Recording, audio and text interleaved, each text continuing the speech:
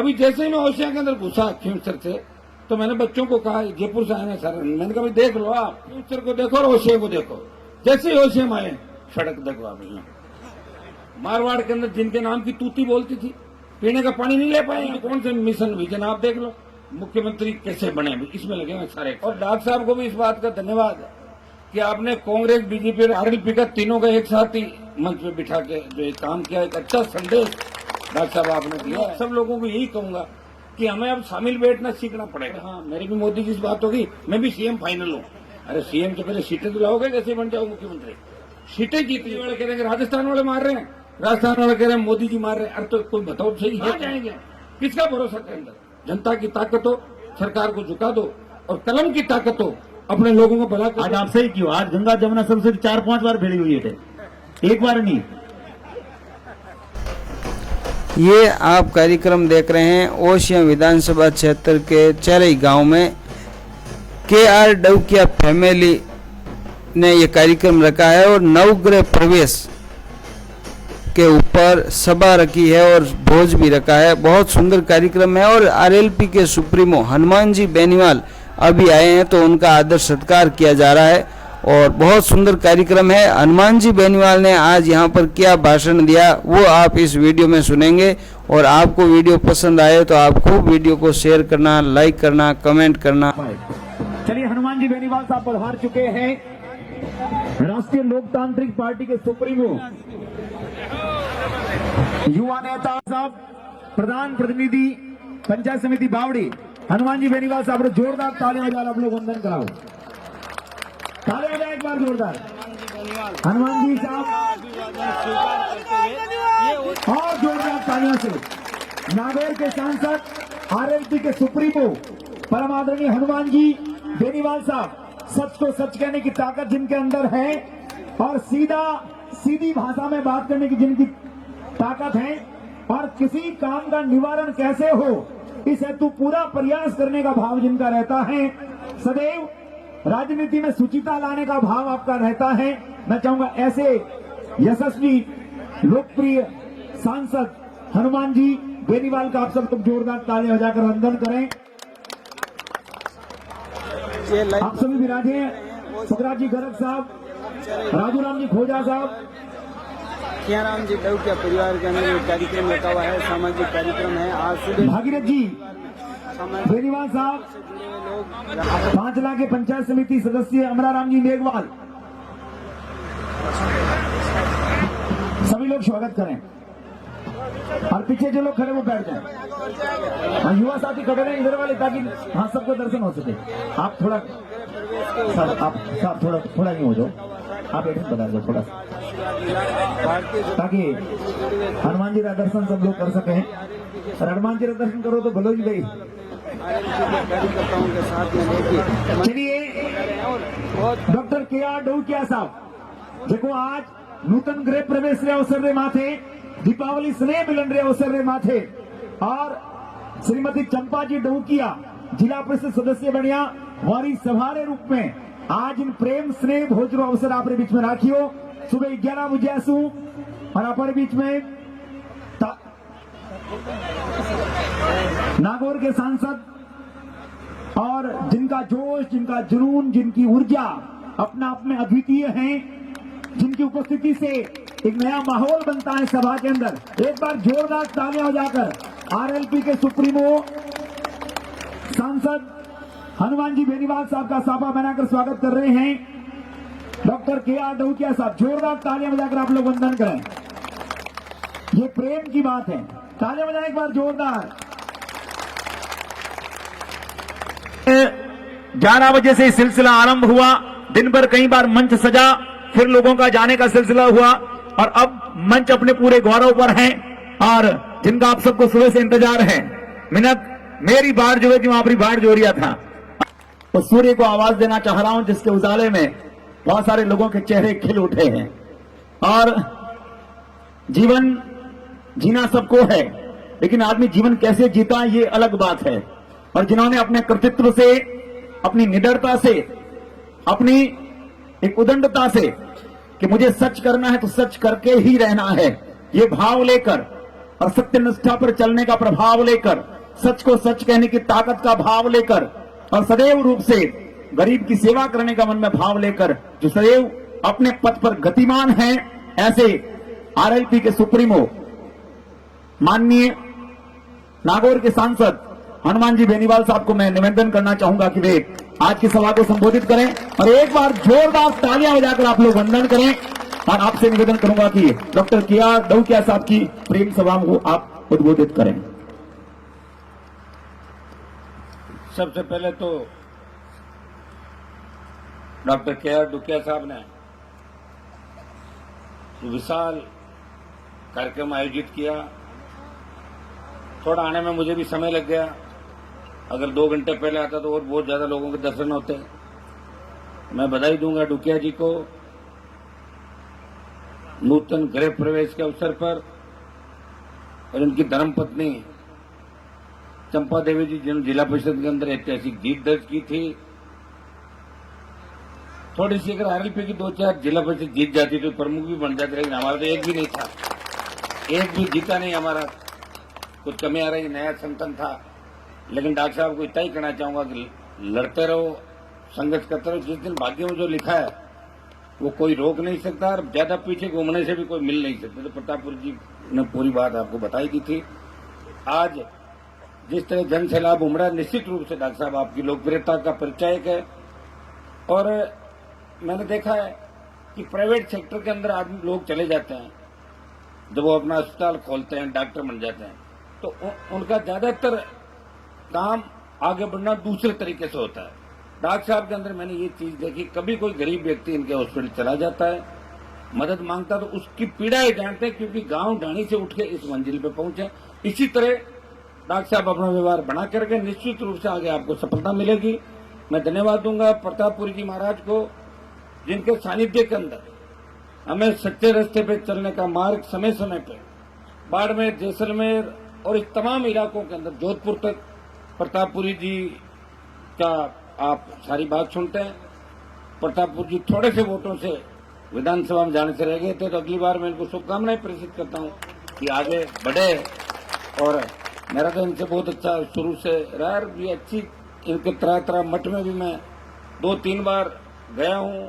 सबकी सुनते हैं, सबको साथ लेके चलते हैं। और इनके साथ साथ जो हमारे भोपालगढ़ के एमएलए साहब पुखरा जी, घर घर यहाँ की पूरी टीम, हमारे सारे प्रधानगण, बावड़ी, तिमरी, हमारे भोमाराम जी पूर्व प्रधान साहब, भागीरथ जी बेनीवाल प्रधान जी, भाई रामनारायण जी, जितने हमारे छात्र नेता आए हैं, जोधपुर विद्यालय के पूर्व अध्यक्ष, जितने भी हमारी टीम है, सब जयपुर से हमारे रणदीप चौधरी जो अध्यक्ष है, युवा इकाई राजस्थान के डॉक्टर साहब, भाई प्रेम, और सारी टीम जो यहाँ बैठी है, जोधपुर जिले के जो नौजवान है, सबको धन्यवाद दूंगा कि इस कार्यक्रम के अंदर सब उपस्थित हुए।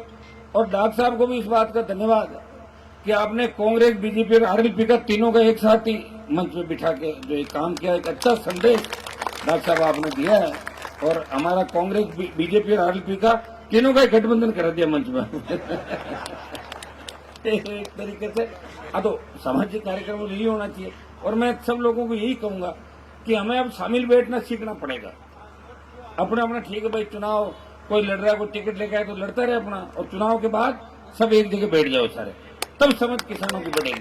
किसानों के अंदर हमारे साथ तकलीफ क्या है। आज भी राजस्थान जैसे लो आउट के अंदर जो घटना घटी, अपने ही समाज के, विश्नोई समाज के उस व्यक्ति ने 4 लोगों की हत्या कर दी और खुद मर गया। किस तरह की विडंबना देखिए आप। ये इससे क्या कि दिल दहलाने वाली घटना। आज तो मूड इतना उगता, जैसे अखबार पढ़ा, हमारे सबके घर परिवार है, सब लोग एक ही संस्कृति के लोग हैं, लेकिन ऐसी घटनाएं जब समाज के अंदर होती है तो निश्चित रूप से पूरे समाज को पीड़ा होती है, पूरे प्रदेश को पीड़ा होती है, पूरे देश को पीड़ा होती है। ऐसी घटनाओं की पुनरावृत्ति नहीं है। इसलिए आसपास के लोगों से भी हम अपील करते हैं कि जहां भी जरा सा भी कोई दिखे ना, तो सूचना आसपास रहने चाहिए। आखिर इतना क्या बड़ा कारण बन गया कि कोई व्यक्ति अपने बच्चों को, माता पिता की इस तरह निर्मम हत्या कर सकता। और मुझे तो लगता है, हो सकता है कि इसके अंदर और भी कोई बात हो। इस मामले की सही जांच की भी आवश्यकता हो सकता है, कोई थर्ड पर्सन कोई बात कर जाए।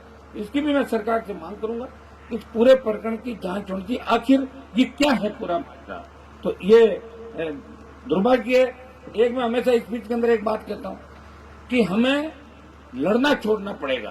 किसान जब आपस में लड़ना छोड़ देगा तो किसान सत्ता के शिखर पर बैठ जाएगा। आज भी अखबार का पन्ना उलटते हो तो निश्चित रूप से राजस्थान में अगर एक दूसरे को कोई जाति मारती, कोई गोली मारती, कोई तलवार मारती, तो हमारी जाति सबसे ज्यादा एक दूसरे को कत्ल करती है राजस्थान में। ये नहीं होने चाहिए, बंद कर दो।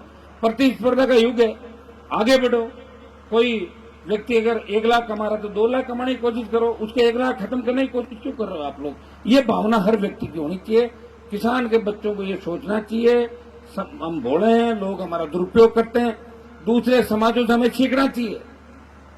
जो बात जरूर करते हैं कि हमें गुस्सा आ रहा है, संघर्ष होंगे, लेकिन मरता कोई भी नहीं। मरे क्या? देखो आप, मरने वाले हमारे सारे लोग, जाट आपस में मरता है, गुजर मरता है, मीणा मरता है, यादव मरता है। ये हमें हमारी सोच बदलनी होगी। आप आजादी का 75वें वर्षगांठ तो मना रहे हो महोत्सव देश, लेकिन जब सोच ही नहीं बदलेगी तो इसका फायदा क्या रहा देश को आजाद होने का? बताइए। जिन लोगों ने कुर्बानियां देकर इस भारत माता को आजादी दिलाई, अगर वो सोचते कि 75 साल बाद हिंदुस्तान की ये स्थिति होगी कि हमारी बहन बेटियां रात को 12 बजे सड़क पे नहीं निकल सकती, 8 बजे बाद जिस तरह का अपराध बढ़ रहे हैं, घटनाएं घटित हो रही है, जिस तरह नशे का कारोबार चल रहा है, कौन लगाम लगाएगा इन पे? ऐसी सरकारें चाहिए जो मजबूत हो। और देखो, ईमानदारी चलती है ऊपर से नीचे की ओर, नीचे से ऊपर नहीं होगा। अगर पटवारी ग्राम सेवक ईमानदार हो जाएगा और मंत्री और मुख्यमंत्री ईमानदार नहीं होंगे, फिर शासन कैसे चलेगा? मुख्यमंत्री ईमानदार होना चाहिए। और मुख्यमंत्री ईमानदार जब होते हैं जब मुख्यमंत्री के पास अथाक सीटें हों। अभी तो स्टेट के अंदर आप देखिए क्या हालात है। कांग्रेस से लड़ रही है और महाराज वाली पार्टी 12 दूनों के साथ वो अलग बीजेपी के अंदर अलग लड़ रहे हैं। सारे मुख्यमंत्री बने हुए सब। हर व्यक्ति को पूछ लो आप भी दौड़ में हो, बोले हाँ मेरी भी मोदी जी से बात होगी, मैं भी सीएम फाइनल हूँ।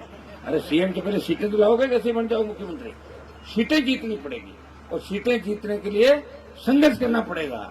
मैंने देखा प्रधानमंत्री मुख्यमंत्रियों को, मैं एक जमीन से उठा हुआ आदमी हूँ। राजस्थान में पार्टी बनाई, सबको साथ लेके चला, चुनौतियां स्वीकार की और जिसके खिलाफ मोर्चा खोला उसे धराशायी किया राजस्थान के अंदर।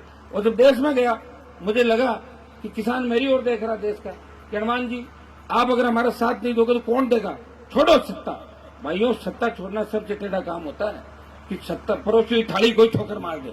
हनुमान बेनीवाल ने दिल्ली की सत्ता छोड़ी और देश के किसानों के सम्मान के अंदर सत्ता छोड़ के सड़क पर बैठने वाला अगर कोई सांसद था तो नागौर का सांसद था, जिसने आपका मान और सम्मान बढ़ाया। अब दोबारा आ गया अग्निपथ। सेना को ठेके पे देना कैसे चलेगा बताओ मुझे? हमारी अगर रेजिमेंट ही खत्म हो जाएगी, हमारी सेना ही ठेके पे चली जाएगी तो मामला ठीक नहीं है। मैं प्रतापपुर जी को भी कहूंगा, आप गृह मंत्री जी प्रधानमंत्री जी मिलते रहते हैं तो जाके बात पहुंचाएं कि सेना के अंदर 4 साल के लिए अगर कोई जाएगा तो न तो भूतपूर्व सैनिक कहलाएगा और अगर शहीद भी हो जाएगा तो उसे शहीद का दर्जा नहीं मिलेगा। हमारे लोग सेना में इसलिए जाते हैं कि आज तक सीमाएं हमारी वजह से सुरक्षित है, उनके अंदर जज्बा है सेना के अंदर। ऐसा नहीं कि नौकरी के लिए सेना के अंदर जाते हैं लोग, देश भाव देशभक्ति की प्रेरणा से सेना के अंदर जाते हैं। इसलिए इस मामले में भी मेरे विचार हैं, बीजेपी के विचार अलग हैं, कांग्रेस अलग विचारों में चल रही है। राष्ट्रीय लोकतांत्रिक पार्टी क्योंकि जवान और किसान की पार्टी है, इसलिए मैं अग्निपथ योजना का विरोध कर रहा था।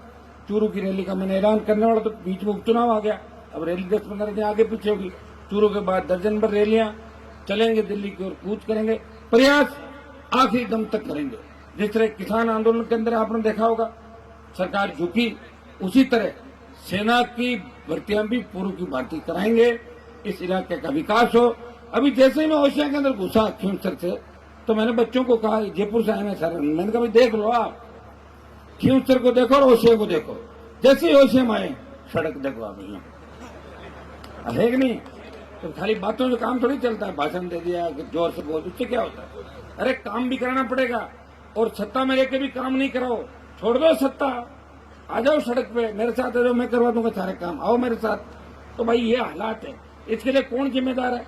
60 साल जिन्होंने राज किया यहाँ पे, मारवाड़ के अंदर जिनके नाम की तूती बोलती थी, पीने का पानी नहीं ले पाए, यहाँ पे सिंचाई का पानी ले जाते। आज हमारे लोग कहां से कहां चले जाते, हमारे बच्चे भी इंग्लैंड अमेरिका जर्मनी के अंदर पढ़ते।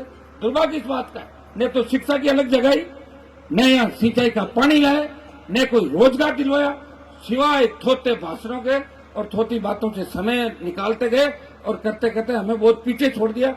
अब एक ही चीज का ध्यान रखना, जो नेता आपके लिए आधी रात को तैयार हो, जो नेता आपके लिए सत्ता से टकरा जाए, जो आपके लिए अपना सब कुछ छोड़ के आपके बीच आए, ऐसे नेताओं की मदद आपको करनी है। मैं ये नहीं कहता कि मेरा कोई कैंडिडेट आज उतर जाए, मैं ये कह रहा हूं कि ऐसे नेताओं का आपको साथ देना चाहिए जो सुख दुख के अंदर आपके बीच खड़े रहे, जो राजस्थान के अंदर जिनका कोई विजन हो, कोई मिशन लेके चल रहे हो। अभी तो कौन से मिशन विजन आप देख लो, मुख्यमंत्री कैसे बने अभी इसमें लगे हैं सारे एक सारे। अभी वाले रह गए, दूसरे वाला कह रहा मैं बन जाऊं उड़ जाऊं, बीजेपी वाले कह रहे 12 में बने, 13 वो पहले घूम ही रही है, 12-13 लोग हो गए। सबको चिंता किसी की नहीं। कोरोना में देखा कैसे हुआ, लंपी के अंदर देखो महाराज साहब किस तरह गौ माता की हमारे नारायण जी एक बहुत प्रयास करें, हम सब करते हैं। मैं तो लोकसभा के अंदर ये भी मामला उठाया था कि गाय को राष्ट्रमाता का दर्जा दिया जाए, लंपी का मामला उठाया, यहां भी उठाया। लेकिन लंपी के अंदर कितनी गाय खत्म हो गई आप ये बताइए मुझे, लाखों गाय, कौन जिम्मेदारी लेगा उसकी? दिल्ली वाले कह रहे हैं राजस्थान वाले मार रहे हैं, राजस्थान वाले कह रहे हैं मोदी जी मार रहे हैं। अरे तो कोई बताओ सही है कौन? हम उसको ढूंढ रहे हैं, कौन क्या कर रहा है भाई? कोरोना में 50 लाख मौत, लंपी से गाय चली गई, रोजगार नहीं, अपराध बढ़ रहे हैं, कहां जाएंगे? किसका भरोसा करेंगे? स्वागत सत्कार तो आप लोग हमारा करोगे, ये सही है, जहां भी जाएंगे छापे बंद होगे, शोर उठवाओगे, लेकिन किसी न किसी को जिम्मेदारी लेनी होगी कि हमें काम करना है। और एक व्यक्ति से कुछ भी नहीं होता, एक व्यक्ति बढ़ेगा उसके साथ कारवां बढ़ेगा।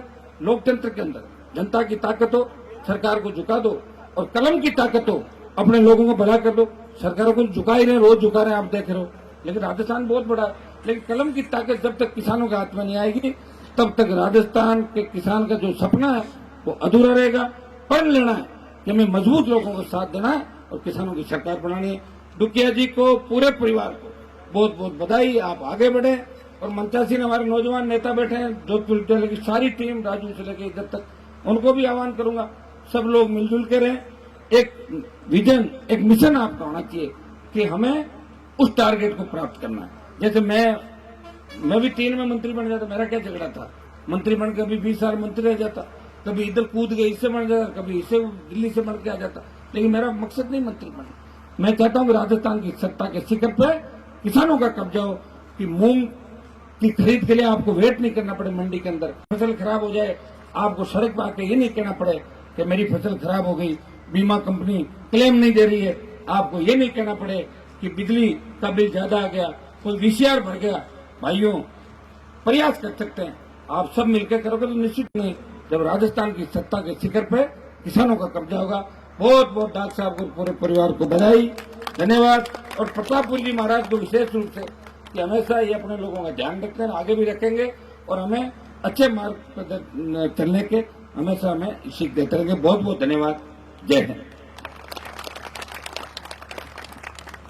बहुत बहुत धन्यवाद श्रीमान हनुमान जी बेनीवाल साहब, सुप्रीमो राष्ट्रीय लोकतांत्रिक पार्टी और सांसद नागौर। आज आप सही क्यों, आज गंगा जमुना सरस्वती 4-5 बार भिड़ी हुई है, एक बार नहीं। और यही हमारी सामाजिक सरोकार की रीति नीति है। हाँ, वो विचारधाराएं अपनी अलग अलग हो सकती हैं, जब मैदान में सामने होंगे तो सब बातें होगी, लेकिन ये जाजम जो है वो समाज की जाजम है, धर्म की जाजम है, हमारे प्रेम की जाजम है और हमारे सामाजिक सद्भाव की जाजम है। पीढ़ियों से हम सब लोग गांव में साथ रहते आए हैं और ये परंपरा निरंतर आगे बढ़नी चाहिए।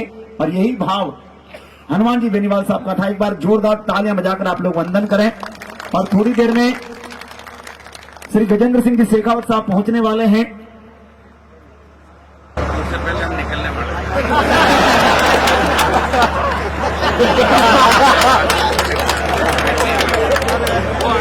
जाने वाले, तैयारी करने वाले। हाँ साहब, बेगम से भी करके बता रहे हैं।